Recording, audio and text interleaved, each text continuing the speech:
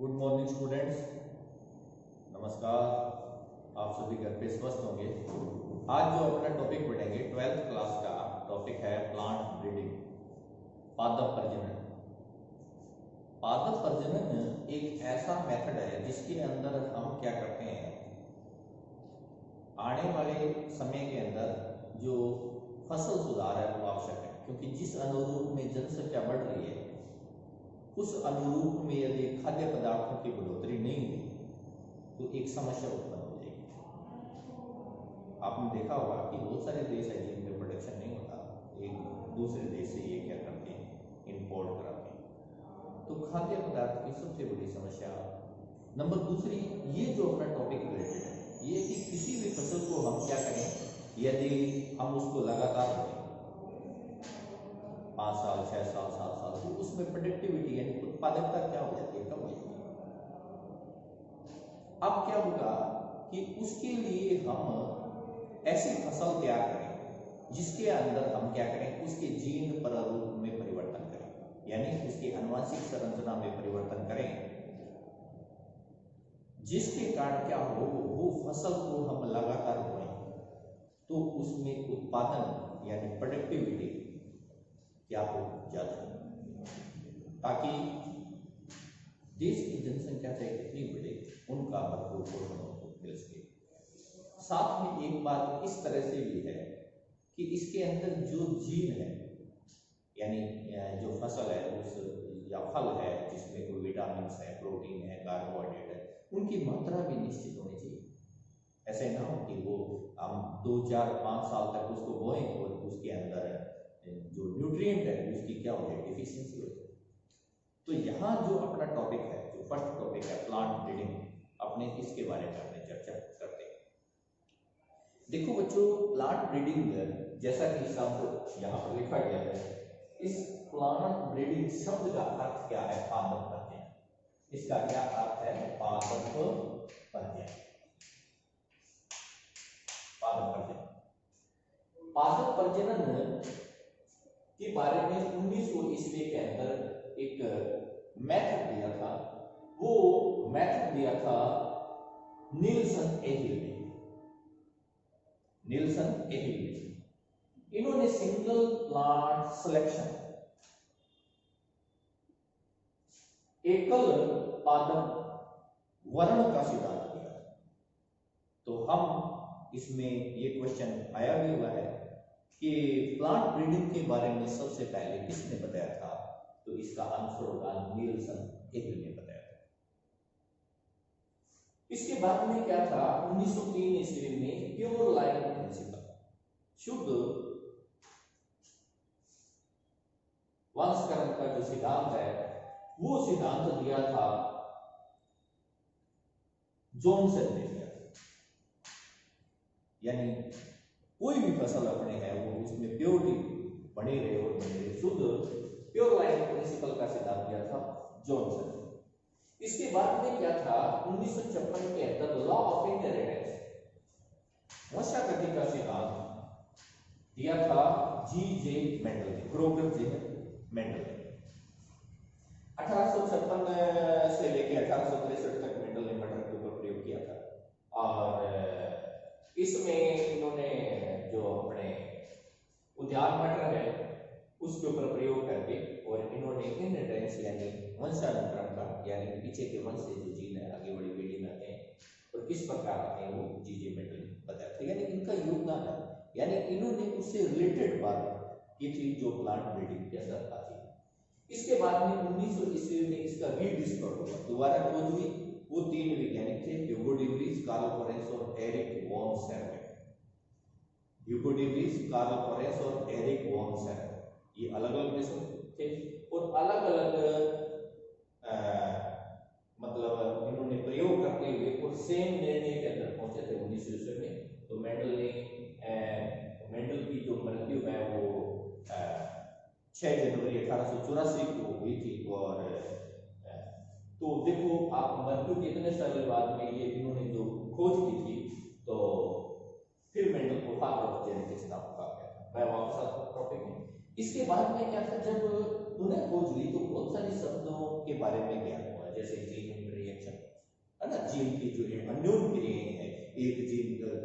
Chromosome जो होता है इस तरह से, तो वो क्रोमोसोम जब पैरेलल में इस तरह से होते हैं तो जीन क्या करता है, जब ये सेपरेशन होते हैं, मियोसिस रीजन होता है, तो ये क्या करते हैं, इसके जीन इस पर चले गए या इसके इस पर चले गए, इस तरह से इंटररिएक्शन, जीन इंटररिएक्शन।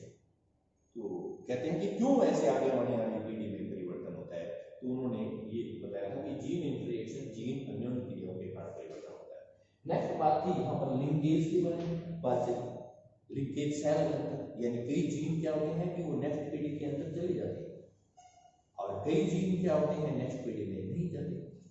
तो लिंकेज यानी सेल घनता के बारे में बात हुई कि ऐसा क्यों होता है, यानी इन्होंने क्या किया, प्लांट ब्रीडिंग के अंदर इन चीजों ने बड़ी हेल्प की, यानी इन चीजों का जो प्लांट ब्रीडिंग है उसमें बड़ा उपयोग हुआ। इनके प्रयोग से क्या गेहूं की बोनी किस्म का उत्पादन हुआ, गन्ने का नोबलीकरण, संकर मिलेट का उत्पादन हुआ, कपास की संकर किस्म का उत्पादन हुआ, H4 जो इसकी किस्म है।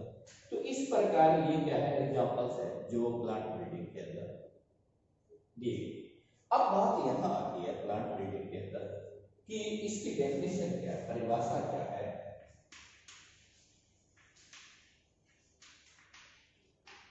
तो यदि अपनी डेफिनेशन की बात करें कि फसलों के जीन प्रारूप में परिवर्तन करके उसको मानव के लिए उपयोगी बनाना, यानी जीन परिवर्तन, यानी उसके क्या करना, जीन परिवर्तन, जीन प्रारूप में परिवर्तन करके, यानी उनके गुणसूत्र में परिवर्तन करके, तो भी ये बात सही है। यदि आ जाए कि फसलों के आनुवंशिक संरचना में परिवर्तन करके इस प्रकार के उत्पाद बनाना जो मानव के लिए लाभकारी, तो भी ये सही। और यदि ऐसे लिखा गया है कि फसलों के जीन प्रारूप में परिवर्तन करके, तो इसके क्या है कि जो उसका जो जीन है या उसका जो क्रोमोसोम है या उसका जो जेनेटिक स्ट्रक्चर है, जो उसकी आनुवंशिक संरचना है, उसमें अपने चेंजिंग करके और इस प्रकार के प्रोडक्ट प्राप्त करें जो क्या करे, ह्यूमन के लिए, मानव के लिए क्या हो, लाभकारी।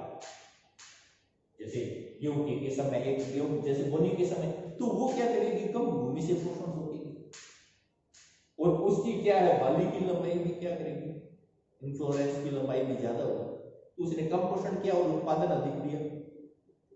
और एक क्या है कि मान लो गेहूं की ऐसी किस्म है जो इतनी ऊंचाई तक बढ़ जाए, 3 फीट तक इस तरह से बढ़ जाए और फिर उत्पादन उससे कम हो, तो यानी क्या करना कि हमें उस प्रोडक्ट से मतलब है, उसमें उत्पादन कितना अच्छा हो रहा है वगैरह, वो बहुत सारी बातें इसके अंदर हमने बात की। अब आता है प्लांट ब्रीडिंग की ऑब्जेक्टिव या उद्देश्य क्या है, क्या उद्देश्य, किन उद्देश्यों को पूरा करता है प्लांट ब्रीडिंग।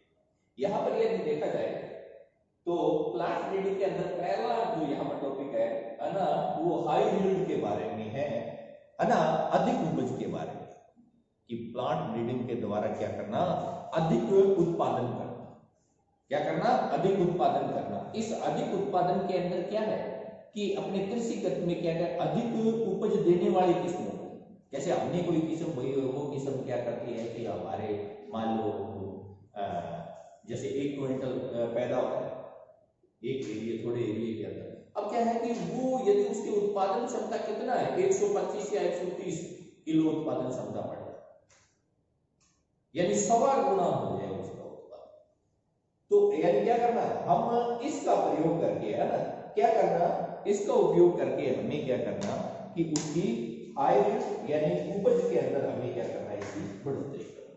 दूसरी जो बात आती है, कहता है improvement of the quality product, है ना, ऐसे क्वालिटी प्रोडक्ट बनाना जो क्या करना हो, जो है ना उत्पादन के गुणों में उसमें क्या हो, सुधार, इंप्रूवमेंट, क्या हो, इंप्रूवमेंट, यानी उसमें कई किस्म जो यहाँ पर अपनी किताब, जैसे मीठी मक्का है, कपास का लंबा हुआ शक्तिशाली रेशा है ना, इसी प्रकार फसलों के आकार, स्वाद में परिवर्तन। हम बाजार से कई बार लेकर आते हैं जो सब्जियां वगैरह, फ्रूट्स वगैरह लेके आते हैं, उनमें क्या होता है, कई बार हमें उसके स्वाद का पता नहीं होता है, तो वो जीन लैप्स कहाँ हो गया, यदि इस तरह से ये तो मतलब घास फूस की तरह से हो गया, यानी उसका जो जीन है, जो स्वाद वाला जो जीन है, लैप्स नहीं होना चाहिए, ये बहुत बड़ी बात है। दालों में प्रोटीन की मात्रा, अब ये बड़ा इंप्रूवमेंट के लिए यदि हम एक ही फसल को लगातार बोए, अब मान लो अपने बात करें कि चना है, चने के अंदर मान लो अपने मान लो 32 से 33% प्रोटीन, और उसको लगातार बोल रहे हैं कि आज वही 1 कटोरी दाल पहले खा रहे थे, अभी वही खा रहे हैं, अब उसमें 18% रहेगा, तो कटोरी तो एक ही कटोरी, लेकिन बॉडी के अंदर प्रोटीन तो कम हो रहा है। इसका मतलब क्या है कि हमें इंप्रूवमेंट करना उसकी क्वालिटी, ताकि क्या हो उसमें प्रोटीन की मात्रा कम ना हो, वरना जीव क्या हो जाएगा, वीक हो जाएगा, उसकी ग्रोथ क्या हो जाएगी, डिक्रीज हो जाएगी। प्लांट ब्रीडिंग बहुत अच्छा टॉपिक है। चलिए नेक्स्ट देखना, इसके बाद में आता है तिल और नून में तेल की मात्रा करना, है कि नहीं, तिल और नून में तेल की मात्रा, तिल की मात्रा बढ़ाना। तो उसमें क्या करना, उसमें इसी तरह से जीन प्रारूप में परिवर्तन करके हमें क्या करना, एक अच्छी उपज प्राप्त करना जो मानव के लिए उपयोगी। नेक्स्ट अपने जो बात करते हैं यहाँ पर, थर्ड जो इसका टॉपिक है वो टॉपिक है डेवलपमेंट ऑफ द डिजीज, है ना, development of the disease and insect resistance variety. हमें क्या करना, रेजिस्टेंस यानी ऐसी वैरायटी पैदा करना जो क्या हो, प्रतिरोधी हो।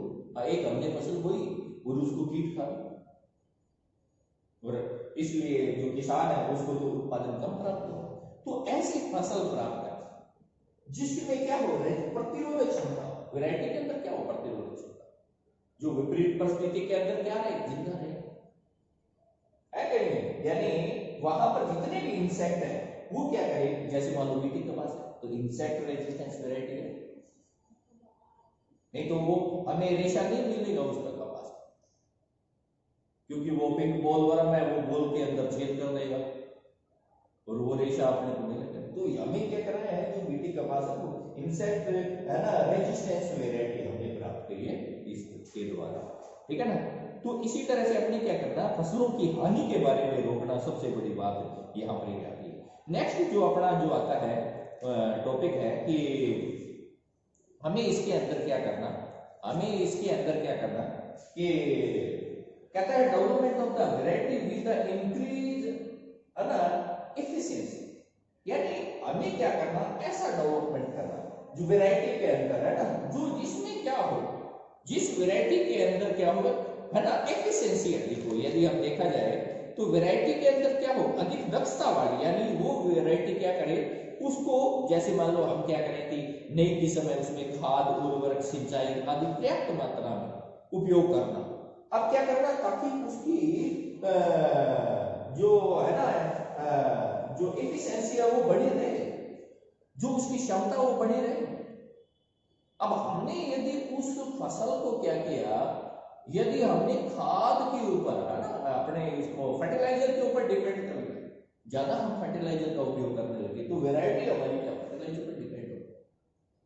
अब डिपेंड हो तो फर्टिलाइजर एक सीमित मात्रा में डालना चाहिए। अब डालेंगे तो उसके कारण क्या होगा कि उसके कारण अन्य डिजीज पैदा, फिर उसमें क्या होगा, जीन स्टूमुलेशन होने लग जाएगा। अब वो यदि मानो ग्रैंड करे, है ना, तो उसके अंदर क्या वेरिएशन उत्पन्न हो जाएगा। आजकल जो हम देखते हैं कि ये जो ज्यादा फर्टिलाइजर यूज पंजाब का जो एरिया वगैरह है, आप देखते हो कितने सारे क्रोनिक डिजीज उत्पन्न हो रहे हैं, है कि नहीं, ज्यादा मात्रा में पेस्टिसाइड। तो ये उसके अंदर क्या है कि वो ज्यादा उत्पन्न करने से उसकी क्षमता जो है ना वो धीरे धीरे क्या होती है, नष्ट होती है। तो हमारे ऑब्जेक्टिव है कि हम प्लांट ब्रीडिंग का क्यों उपयोग करेंगे, ये देखो अधिक उपज प्राप्त करने के लिए, क्वालिटी प्रोडक्ट प्राप्त करने के लिए, डिजीज इंसेक्ट रेजिस्टेंस के लिए, है ना। इसके बाद में देखना यहाँ डेवलपमेंट ऑफ वैरायटी, है ना, इंक्रीज द, है ना, एफिशिएंसी। नेक्स्ट आता है अर्ली मैच्योरिटी, यानी ऐसी फसल प्राप्त करें जो क्या हो, वो जल्दी पक जाए। तो यदि इसमें अपने देख रहे हैं शीघ्र पकने वाली फसल, यदि धान की जल्दी पकने वाली किस्मों का विकास के कारण धान गेहूं की फसल चक्र संभव है। एक फसल हमने बोया, मान लो खरीफ का महीना चल रहा है, इसमें वो फसल क्या नवंबर दिसंबर तक पके, तो आप लोग वो रबी वाली फसल कब बोएंगे, उसके बोने का समय तो नवंबर में। तो जल्दी यानी उसके जो पकने का जो टाइम है, उसका जो लाइफ स्पान है, वो क्या करना, सीमित करना, ताकि नेक्स्ट वाली फसल है उसको हम सही समय पर क्या करें। ये भी क्या है, इस प्लांट ब्रीडिंग के अधीन आता है। नेक्स्ट यदि मैं बात करूं अर्ली मैच्योरिटी के बारे में, और नेक्स्ट ये बात करूं, वो कहता है कि सिंक्रोनोमस है ना मैच्योरिटी। यहां पर ये जो बात आती है ध्यान देना, है ना, इसके अंदर आता है समकाल पक्वता, यानी ऐसी फसलें जिसमें एक साथ फसल नहीं पकने से संपूर्ण फसल की कटाई एक बार में नहीं की जा सकती। इसमें कुछ फसलें जैसे मूंग है, उड़द है आदि में एक साथ पकने वाली किस्मों के विकास में, है ना, अत्यंत क्या है आवश्यक। अब जैसे हम कई बार क्या करते हैं कि फसल होती है और बोने के बाद में बीच में हम मूंग या उड़द जैसे नरमा का फसल होते हैं जो अपने बीच में खाली जगह में उड़द एक फसल। अब इसमें एक बात है, एक फसल मान लो क्या वो जल्दी पकेगी, उनको काटेंगे तो दूसरी फसल तो आ नहीं हो सकती, इसलिए वो क्या हो समकाल पकवाता है ना, सिंक्रो वो जो है ना सिंक्रोनोमस है ना मैच्योरिटी यानी समकाल पक्वता, उसके अंदर क्या हो वो समान समय के अंदर क्या हो परिपक्व हो। तो जब एक फसल को काटें उसके साथ ही दूसरी फसल को हम क्या करेंगे काट लें, वरना दूसरी फसल को क्या होगी हानि होगी प्लांट ब्रीडिंग के। नेक्स्ट इसके अंदर बात जो आती है जो बात आती है फोटो इंसेंसिटिविटी। फोटो इंसेंसिटिविटी इसमें क्या होता है प्रकाश सेंसिटिविटी, फसल के नए एवं विभिन्न जलवायु वाले क्षेत्र में उगाने के लिए प्रकाश असंवेदित किस्मों का विकास करना। यदि एक ऐसे देखें कि कई ऐसे क्षेत्र हैं जहां प्रकाश की मात्रा कम पड़ती है, अब जैसे मान लो अपने यहाँ पंजाब एरिया, हिमाचल एरिया, ऐसे ऐसे जैसे राजस्थान है, राजस्थान के बाद में गुजरात है, इधर है, तो अब क्या करेंगे, अब जो ये जो एरिया है इसमें क्या प्रकाश ज्यादा मात्रा में 12-12 घंटे तक 13-13 घंटे तक प्रकाश रहता है। तो हमें प्लांट ब्रीडिंग के द्वारा ऐसी फसल का उपयोग करना, जैसे साउथ में वहां प्रकाश का कम मात्रा में पड़ता है, ऐसी फसल का हम क्या करें उसमें जीन परिवर्तन करें कि चाहे फोटो प्रकाश उसको कितना भी पड़े उसकी सेंसिटिविटी को वो क्या करते हैं सहन करते हैं, वो क्या करे सहन करते हैं। यानी एक जो जिसको 10 घंटे प्रकाश मिलता है यदि 12 घंटे प्रकाश मिलते हैं तो उसकी सेंसिटिविटी क्या है बरकरार है, यानी वो उतने प्रकाश को सहन पाए। नेक्स्ट इसके अंदर जो बात आती है फोटो सेंसिटिविटी के बाद में वो कहता है फ्रीडम फ्रॉम टॉक्सिक सब्सटेंस। एक हमें क्या करना है फसल के अंदर है ना किसी प्रकार का प्लांट ब्रीडिंग के द्वारा इस प्रकार करें कि उसमें जो टॉक्सिसिटी यानी जो विषालु जो उसके अविषालु जो है वो उसके अंदर कोई पदार्थ बन रहा है उसको क्या कर रहा है उसको अब वो मुक्त होना चाहिए, फ्रीडम बोले तो मुक्त होना चाहिए किसकी टॉक्सिक अविषालु प्रकृति से वो क्या होना चाहिए मुक्त होना चाहिए। इसमें एक है ना अविषालु के अंदर एक बात आती है कि सरसों के तेल के अंदर है ना ये एग्जाम में क्वेश्चन आता है सरसों के तेल के अंदर इरूसिक एसिड और वो इरूसिक एसिड जो है ना वो स्वास्थ्य के लिए हानिकारक होता है। तो हमें क्या करना प्लांट ब्रीडिंग का प्रयोग करके जो टॉक्सिक सब्सटेंस जो इरूसिक एसिड बनता है सरसों के अंदर वो उसको क्या करना वहां से हमें रिमूव करना, जिसके कारण जो सरसों का तेल है बहुत ज्यादा मात्रा में प्रयोग होता है तो वो सभी के स्वास्थ्य उससे क्या बेटर। नेक्स्ट जो बात आती है यहाँ पर जो बात आती है कहता है डोरमेंसी प्रसुप्ति। डोरमेंसी एक फसल है, हमने मान लो गेहूं की फसल है और गेहूं की फसल में क्या है फसल बरसात आ गई वो बाली जो उसकी है वो पानी में गिर गई तो वो बाली के अंदर ही है ना बीज क्या करेगा तो ऐसी फसल यदि हमने क्या फसल निकाला और उसको बो दिया फिर निकाला बो दिया तो उसमें उस फसल में कहते हैं कि उसमें उसका जीवन ज्यादा लंबा होता है, यानी इसमें प्रोडक्शन भी कम होता है, नंबर 2 उसमें न्यूट्रिएंट भी क्या होते हैं कम होते हैं। डोरमेंसी का मतलब होता है प्रसुप्ति सो जाना, यानी इन जो फसल है उसके अंदर निकालने के बाद में जीव में एक ऐसी व्यवस्था करना जिसके कारण वो फसल क्या करे वो फसल कुछ समय के लिए वो ग्रो ना हो उगे ना हो। अब क्या करेगा यदि वो ग्रो नहीं करेगी ना तो जिसके कारण उसकी डोरमेंसी यानी वो उतनी ताकत से क्या करेगा फिर वो रीजनरेट उसके जो सेल है वो रीजनरेट और उसी अनुरूप में वो प्रोडक्शन भी देगी पर उसी अनुरूप में वो क्या करेगी न्यूट्रिशन। हम जैसे सारे दिन अपने वर्क करते हैं शाम को जाके हम थक के वो सो जाते हैं सुबह फिर उसी अपने को हर दिन एक नया होता है एनर्जेटिक होता है, यानी वो जो सोने का समय है वो डोरमेंसी है प्रसुप्ति उसको बोलते हैं। तो फसल के अंदर ही कहते हैं प्लांट ब्रीडिंग कहते हैं कि उसमें डोरमेंसी होती है। अब डोरमेंसी के लिए ये यहाँ पर कहते हैं कि जैसे ज्वार है, जो है, गेहूं है कि नहीं, इन फसलों में प्रसुप्ता नहीं होती, बाजरा वगैरह में इनको कभी वो तो ग्रो कर जाएगी। तो वो कहता है कि इनके अंदर में बाली में अंकुरित हो जाती है। क्या कहे हम है ना प्लांट ब्रीडिंग के द्वारा उसमें डोरमेंसी का विकास, प्रसूति का विकास करते हैं। ये बड़ा अच्छा टॉपिक है डोरमेंसी।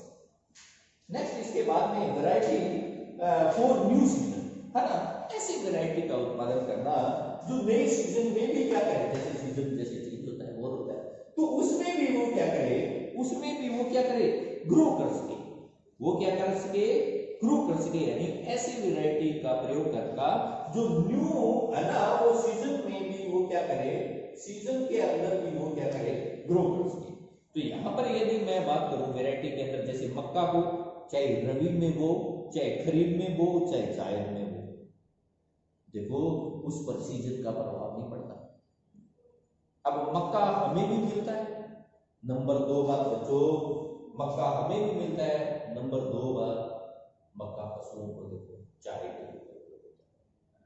तो इसमें प्लांट ब्रीडिंग के द्वारा ऐसे जीव का विकास किया गया है जिसके कारण रबी में, खरीफ में और जायद में तीनों सीजन के अंदर वो उत्पादन देती, प्रोडक्शन देती। नेक्स्ट यदि बात करें यहाँ पर कहता है ड्राउट एंड शार्ट रेजिस्टेंस, है ना, सूखा और शार्ट रीजन, यानी उसके अंदर भी फसल क्या कर सके, ग्रो कर सके। है क्या नहीं है, यहाँ सूर्यगढ़ क्षेत्र के आसपास के ग्लोबल में ये पूरा ये भरा पड़ा है इस तरह से, है क्या नहीं है, ये शार्ट रीजन है पूरा शार्ट। या कोई फसल, यानी कि वो कहते हैं कि प्लांट ब्रीडिंग के द्वारा ऐसे करें कि उसमें क्या करे कि चलो इतने खारे पानी में तो प्लांट प्रोडक्ट नहीं कर सकता, लेकिन कुछ इस पानी का उपयोग किया जाए, उसमें भी फसल क्या करे, वो फसल है ना, वो फसल ग्रो भी करे और प्रोडक्शन भी। यानी ऐसी फसल का निर्माण करना हमारा ये उद्देश्य, ऑब्जेक्टिव है कि ड्राउट एंड शार्ट रेजिस्टेंस उसके अंदर इस तरह के जीव का विकास होना चाहिए, किसके अधीन, प्लांट ब्रीडिंग के। इसके बाद क्या आता है, ये कहता है कि लास्ट जो इसका जो है वो कहता है कि नॉन सेटलिंग, है ना, कहता है कि मिश्रित न होने वाली किस्मों का विकास, मूंग, उड़द, सरसों जैसी फसलों में क्या करना, काफी होता है क्या नहीं। अब इसमें जो सेटलिंग, जो सेटल माने डिस्ट्रॉयड होना, सेटल का मतलब क्या होना, है ना, डिस्ट्रॉयड होना, यानी ये जीन है। जैसे मैंने बात की यहाँ पर, जैसे मूंग है, उड़द है, सरसों, यदि इसको लगातार बोए तो इसका जीन क्या होगा, सेटल हो जाएगा, बिखर जाएगा, डिस्टॉर्ड।